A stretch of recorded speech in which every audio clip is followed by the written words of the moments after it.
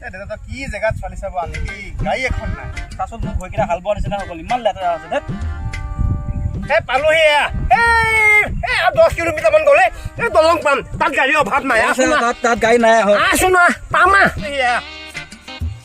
এইখন গাড়ী আহিছে গাড়ীখন আহিছে ৰখিবাচোন ৰখিবা বহুত দূৰৰ পৰা আহিছে এইবিলাক চব অৱস্থা নাই ক'ত যাব আমি এই ভকত গাঁৱলৈ যাম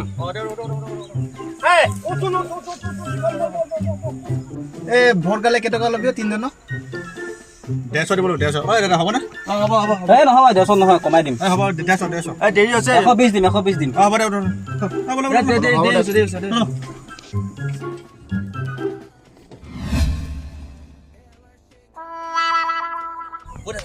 এই মালকেইটা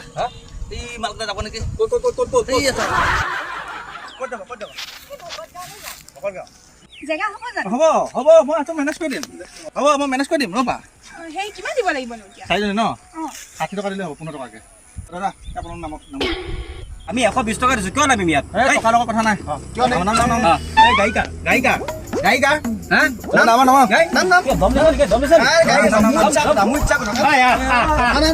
আমি খোজকাঢ়িহে যাম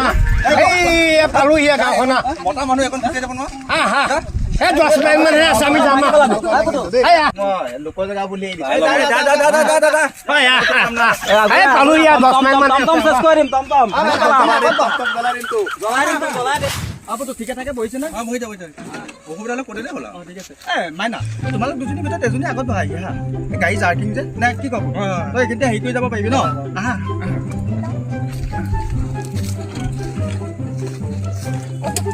নাই অকল লাহেকে বহিলো এইখিনি অকণমান হেৰি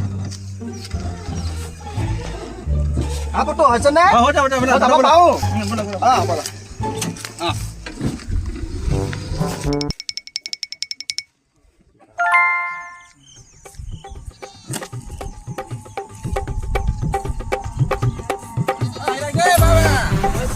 ছোৱালী পাই পাগল হ'ল